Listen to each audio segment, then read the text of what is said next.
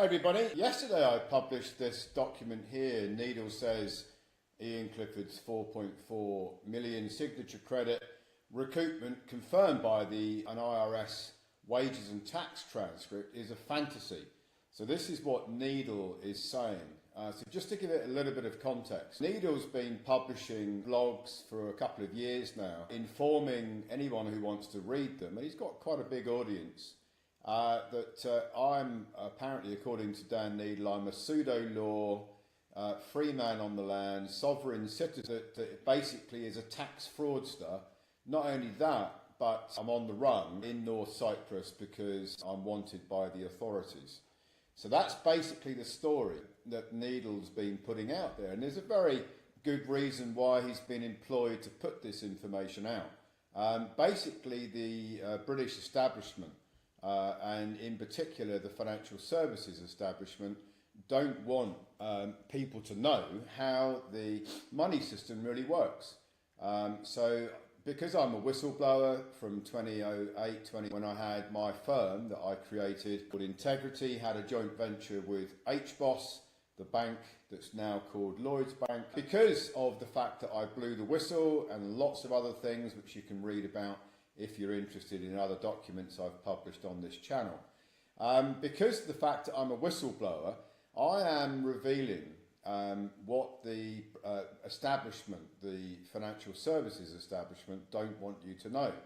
And primarily, what they don't want you to know is that you create the credit by using your signature. Your signature is creating the credit. And I have engineered over many years of study and then building a A through Z process, facilitated process with a lot of other people involved. I have built a process that enables you to recoup your abandoned signature credit.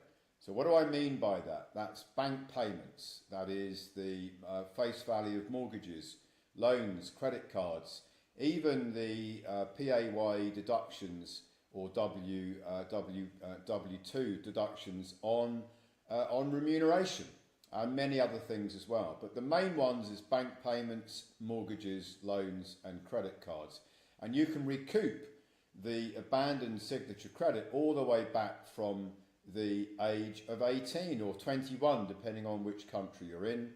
You can do this in just about every country. There's only one or two exceptions to that.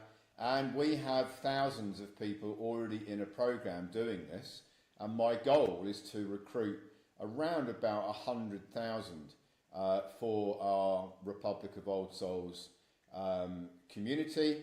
And that community under the Old Souls Nation will apply for sovereign nation status with its own infrastructure, its own power, water, food, its own communications, its own travel, its own everything. And that's because many people out there, of which we have thousands, have woken up to the fact that there is a control agenda, and many people don't want to be controlled within that agenda. It's not for me to go into it today on this video because it would take too long, but that's the background to what's been going on. Now, we have had success with signature credit recoupment in 2024. We had success.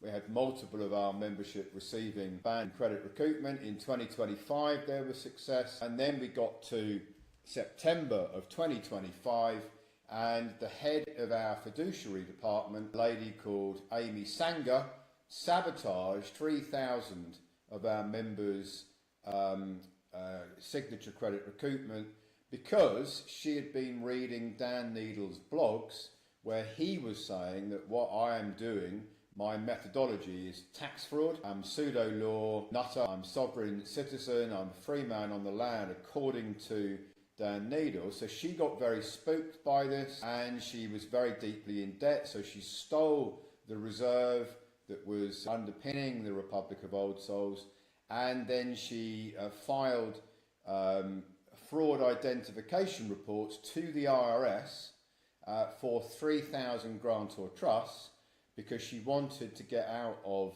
what she thought was a tax fraud because of what Neidle's been saying. Now, it suited her to do that. There's all sorts of reasons why she did that, personal reasons. It's all in my other documents. But the bottom line is that Neidle caused at the time, 600 million confirmed by the IRS recoupments were undermined by Neidle's influence over 𝐂𝐥𝐢𝐧 and others. There were 36 trustees spread across the 3,000 grantor trusts. And because of Neidle's misinformation, because he's been employed by the establishment to put misinformation out there, because of that misinformation that Neidle had put out there, that sabotage event happened. That's caused massive amount of distress for the members of what was Matrix Freedom, who were seeking this signature credit recoupment to change their lives, to pay off their debts, to improve their lot, pay their taxes, pay their debts, etc., etc., perfectly lawfully. Suddenly they couldn't get access to those recoupments, which they'd been waiting for in some cases for 18 months. Some people was a year, some people was 18 months as we were working on the process, etc., etc. It's quite a busy and detailed process and a lot of infrastructure to build. So they were very, very upset when their recoupments were undermined, obviously, as you can imagine. Now, then what happens is that I get into a dialogue with Dan Neidle through 𝐂𝐥𝐢𝐧, who I write all the technical papers. 𝐂𝐥𝐢𝐧 here, I write all the technical papers for 𝐂𝐥𝐢𝐧, and if you go to the 𝐂𝐥𝐢𝐧 website, you'll see that I've written over 50 technical papers which absolutely demonstrate that I'm not a pseudo-law nutter. I am not a free man on the land. I am definitely not a sovereign citizen, and I am 100% capable of figuring out complex financial models. I've been doing it all my career. I've been doing it for over 40 years, and I have won awards for it. I've built many, many financial services organisations. I was close to one of the richest guys in the UK in and around 2007, 2008, before I blew the whistle on 𝐂𝐥𝐢𝐧, 𝐂𝐥𝐢𝐧 Halifax Bank of Scotland, who I had a joint venture with, my firm, which was the third largest of its type in the UK at the time. And ever since then, there's been a destruction of my credentials, of my reputation, because the British establishment do not want people to listen to me, because I'm too dangerous for them, because I figure out too many ways to give people relief and remedy from their problems. And that is the very, very short story. It's been going on 16 years. It's coming to a head very, very soon. And Dan Neidle was employed by the establishment. He is their agent, he is their proxy, to push even more propaganda out about me, to try and get people not to listen to me. And that's basically what's been going on. So there was this dialogue started between 𝐂𝐥𝐢𝐧 and Dan Neidle over the last 6 to 8 weeks, or thereabouts. There's been about 30 exchanges, and Dan Neidle starts off with, it's all fraud, you don't know what you're doing, blah, blah, blah. 𝐂𝐥𝐢𝐧 writes to Dan Neidle on emails with all the technical reasons why what signature credit is perfectly lawful. I write all those technical papers, they all get sent to Neidle. He won't engage technically on whether they are real or not, whether the information is reliable or not, because he knows he's way out of his depth. You see, people like Dan Neidle, who went to conventional university, who went to, did various tax courses, and then was fast-tracked up to becoming a partner and the head of tax for Clifford Chance, they can't possibly, someone like Dan Neidle can't possibly know this information that I publish in my research reports, because it completely undermines the information that Dan Neidle has been absorbing from the universities, the tax courses, the financial services courses that he's been on. As I was, 15, 20 years ago, I was completely brainwashed into believing the system works a certain way. I've now unpacked it, and I can see exactly how it works, which is the complete opposite way around. So Neidle, you see, is suffering from being programmed in the system. I've woken up to how things work. I've got the ability to understand complex financial models. I've unpacked it all, and I have figured out exactly how the system works, which, of course, Dan Neidle has never been taught, and he's probably not bright enough to be able to figure it out, even though he was the head of tax at a prestigious magic circle law firm like Clifford Chance, which, by the way, my firm, which Dan Neidle probably doesn't know, my firm actually employed Clifford Chance and had them on retainer for quite some time. And I don't think Dan Neidle is aware of that I used to pay substantial amounts through the firm that I created to Clifford Chance whilst Dan Neidle was the head of tax. So he probably doesn't know that, because that doesn't fit his narrative of Ian Clifford is a pseudo-law free man on the land, sovereign citizen tax fraudster. He probably won't want to admit that my firm paid Clifford Chance, as it did with DLA Piper, which is another big law firm in London, as it did with Rosenblatt's. I had 3 law firms, big law firms, working for my financial services firm years ago. That's what you do. You have high-profile law firms, you know, to look into various things for you and represent you. Anyway, it's a story for a different day. Let's get into this. This is what we're talking about. Dan Neidle claims that the wages and tax transcript that I received, and so did thousands of other Matrix Freedom members in 2025, is a fantasy. He says it doesn't prove anything, it doesn't mean anything. That's what he says. And so he's gone from it's fraud to looking at the information. He doesn't want to debate the technical side. He's now saying that the proof that I have given him isn't real, it's fantasy. And that proof is this. So this is the wages and tax transcript for Ian Clifford Trust, as you can see here, where my cursor is.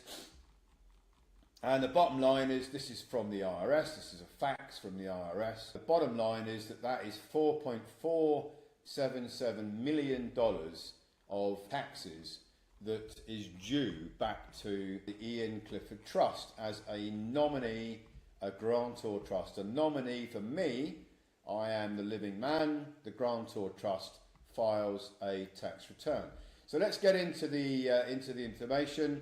I've been asked to do this because a lot of people have read this document and have asked questions. A lot of the membership want me to explain it, so that's what I'm doing. So that's the amount of it's rounded out, it's rounded down actually.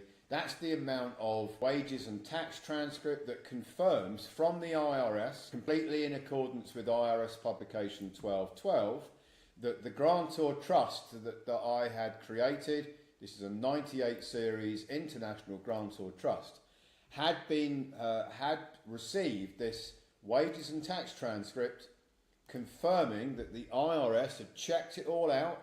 They've got an algorithmic system that checks out the A through Z of that tax recoupment, signature credit, abandoned credit recoupment, and they had issued that wages and tax transcript to confirm that they were ready to pay it out. All they were waiting for was what's called a 1041 tax return to come from the trust, and then they would have paid out that 4.4 million to the bank account that had been detailed to them, and it would have been a FedWire transfer directly from the IRS to the grantor trust, the Ian Clifford Grantor Trust, by FedWire.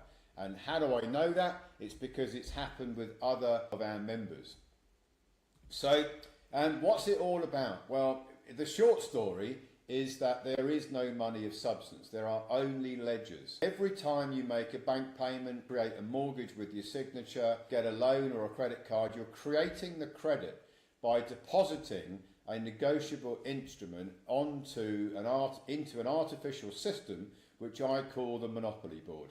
So I'm only going to do the short version because I've done this many, many times. You can come to ROS Media and you can play videos, or I've gone through it A through Z in great detail. There's Q&As, there's webinars, there's explanations, there's documents. So if you are intrigued on how this works and why it works, and why it's perfectly lawful, and why there's a massive opportunity to get involved in this. And if you are interested in recouping your signature credit from the age of 18, add it up, it's a massive amount, and then you can spend it and recoup it out of your grant or trust infrastructure, so that you never have to work again, you never have to run that business again. You will have an abundance because you are recouping your signature credit, which at the moment is being abandoned. So in 1933, the United States goes into Chapter 11 bankruptcy. It's well documented, 𝐂𝐥𝐢𝐻𝐼 192. James Trafficant reads out the speech. Now the United States is bankrupt, and the United States Treasury is the bankruptcy trustee for the entire artificial monopoly board. The person, which is a birth certificate construct, is put onto the artificial monopoly board as a banker under the Bills of Exchange Act of 1882, or if you're in the US, it's UCC 3. Basically, the birth certificate construct artificial entity is now going to issue negotiable instruments, promises to pay in the future, or as the bankers call them, deposits. You're not moving money from one account to another. You are creating new credit with your signature every time you make a bank payment, every time you sign for a mortgage loan or credit card, or any deductions are taken where your signature is being used, any deposits where your signature is being used. Those deposits are basically signature credit. They go into the banking system. The banking system then securitizes them through the investment banks that predominantly operate in New York, in Wall Street, and then the banks who are operating as nominees for you, the living man, woman, they pay taxes to the United States Treasury for the use of your signature credit. Now, those taxes belong to you. They belong to you, not to the United States Treasury. Why? Because you, as a living man or woman, are a creditor to the bankruptcy of the United States. And it's all documented. I've gone through it through A through Z. You can read about it. You can hear me talk about it. It's not a myth. It's not a fantasy. It's 100% lawful. It's confirmed in the IRS tax manuals exactly how this works, if you understand what they're actually saying, which I do. So that is basically what's going on. Now, the taxes that are being paid by the investment banks for using your credit, they presume that they are what's called the holder in due course of the credit. The investment banks, that's what they presume. They're not.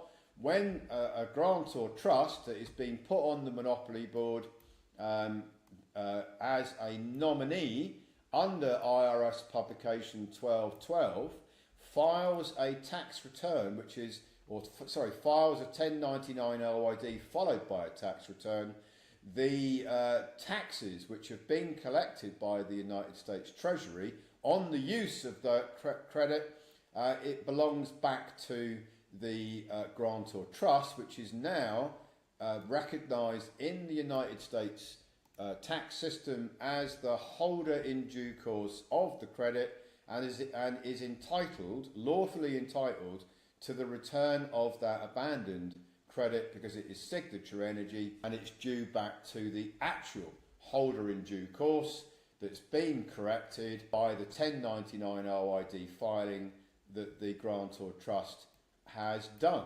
That's basically it. There's a much longer version than that, much more detailed version of that.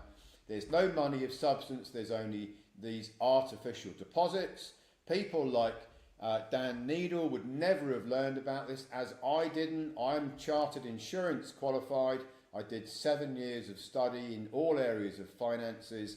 Nobody teaches you this stuff. They don't want you to know it. Basically, it's all about negotiable instruments and 𝐂𝐥𝐢𝐳 credit creation. The Bank of England confirms that what I've just told you is true in their paper, Money in the Modern Economy. Professor Richard Werner, in multiple papers, confirms that it's true, and there are other technical references as well. So then let's just scoot through here a bit. The 98 Grantor Trust, Series Grantor Trust, it corrects the IRS's record under publication 1212 so that it becomes the holder in due course for the true creditor, which is the living man, woman, that is the beneficiary of the trust. The living man, woman cannot operate on the artificial monopoly board because it's artificial. The living man, woman is always going to be the creditor, the originator of the energy credit, which is the signature credit. Scoot through here a little bit more. Now, when the IRS issues a wages and tax transcript, which is this is a wages and tax transcript from the IRS. You can see this dated in 2025. 98 series in Ian Clifford OID Trust. When they issue that document, and they typically do it, you can see it online, they have an online system, but they also fax it if you ask them to. When they issue that, that means that they have checked out from A through Z, the origination, the signature origination, which bank was that signature originated with, that credit deposit was created with, that future that promise to pay in the future negotiable instrument, which investment structure took that signature energy in as a securitization.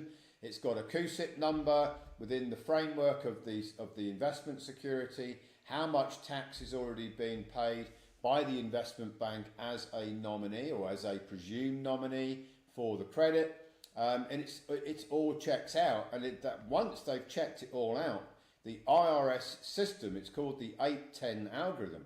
Once it's checked it all out and it's satisfied that the payer is real, the recipient is real, the signature credit was created in the way I've described, the securitization of the credit energy has the right reference numbers, there's sufficient taxes paid by the investment bank that's paid taxes for the use of that signature credit, and that tax is equal to or greater than the amount of the recoupment. So that in this case, that's $4.4 million of recoupment. Has the investment bank paid more than that in taxes through what's called the 945 tax module? That's the payer's tax module.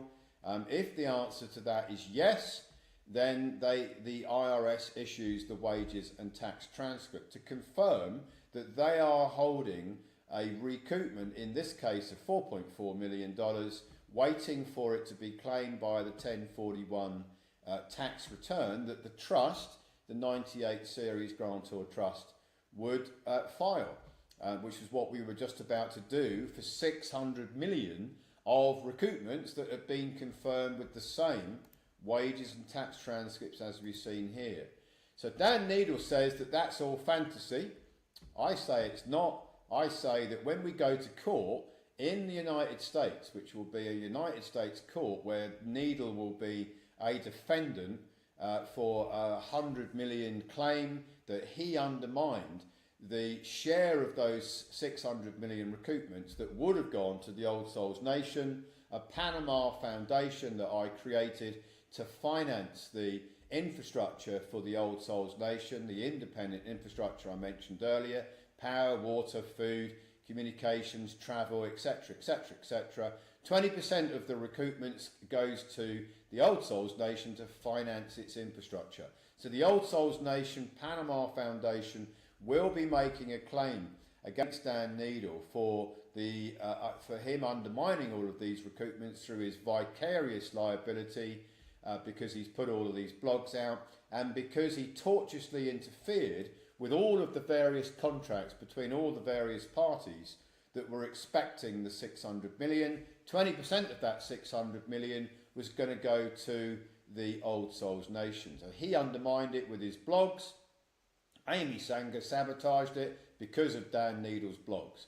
Now, if there hadn't been sufficient taxes paid by the taxpayer, that's the investment bank that is using the signature credit, then there would have been a freeze. It's called an 810 refund freeze because the IRS has this algorithm, and there wasn't a freeze on the 600 million because we checked it all out. We have a system to check it all out, etc, etc. It's described in this section.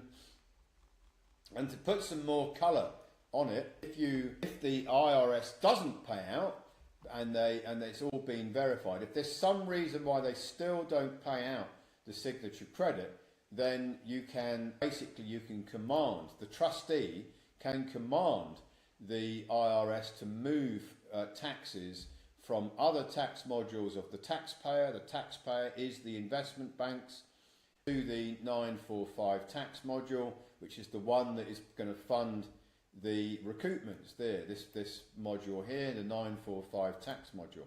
So if the investment bank hasn't paid enough taxes under their 945 tax module, the trustee for the grantor trust that's filed the 1099 OID can command the IRS under this 2002-26 Form 1120 to command the IRS to move taxes from one tax module to another one, so that there's enough to make the recoupment, to finance the recoupment that's been blocked because there isn't enough credit.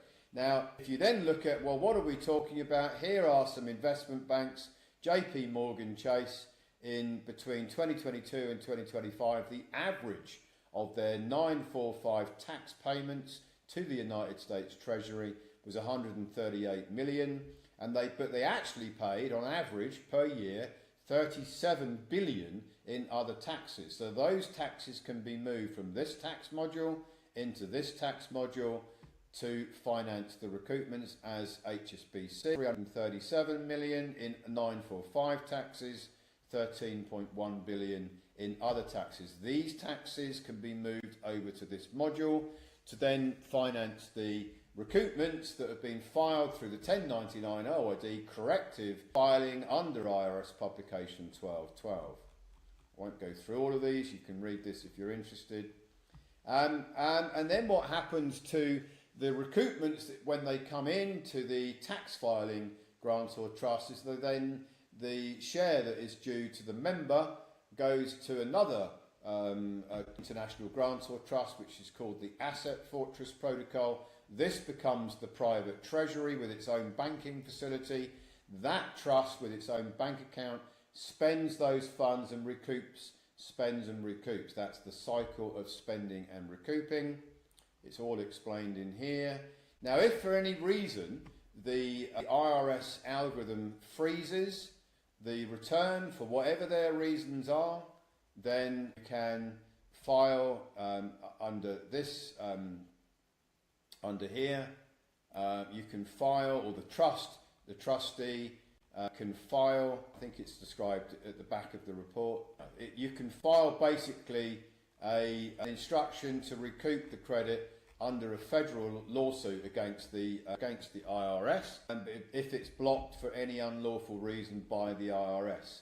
So the evidence of the 600 million is all in with the electronic filing officer. There's a licensed electronic filing officer who files the tax returns for the members, grantor trust. All the proof is there. It will all be disclosed in the lawsuit against Dan Neidle. He has been given this proof. He's been given statements from me. There will be affidavits in the case, and there will be forensic evidence available. It's all confirmed in this report here, the technical reasons why the 600 million is absolutely verified as real recoupments that should have come through.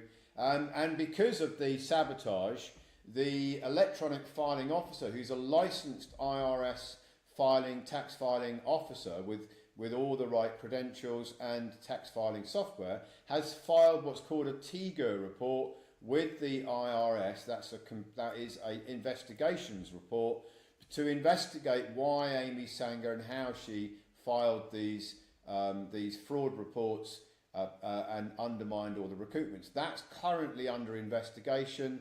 That's 𝐂𝐤𝐢𝐵𝐿's fraudulent use of identity fraud reports where there was no identity fraud.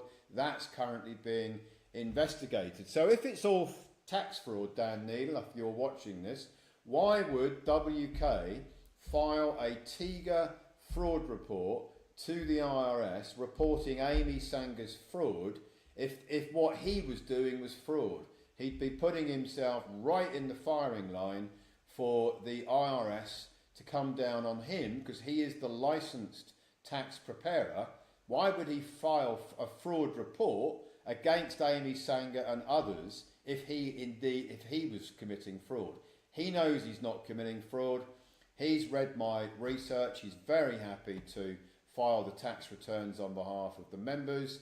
He's got a professional tax practice. Why on earth would he file thousands of tax returns in the way I've just described if he believed them to be fraud? And then why would he file a fraud report to the IRS about what 𝐂𝐤𝐢𝐧 did because of what Dan Neidle's blogs were convincing her to believe? Why would you file a fraud report?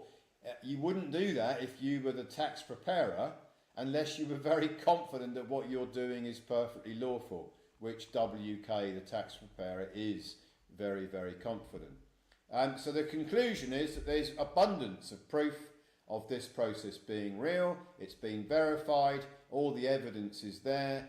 Dan Neidle is the one who's having a fantasy. He's fantasizing that what I have designed here doesn't work because he doesn't know about it, he doesn't understand it, he's way out of his depth technically, and his only line of defence now is to say that the proof that he's got that's been sent to him is a fantasy.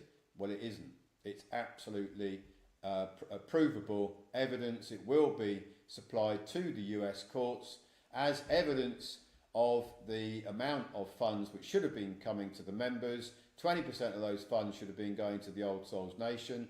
There is forensic proof that that is all real. No matter what Dan Neidle says, he can call it a fantasy if he wants. It's 100% true and provable. Thank you.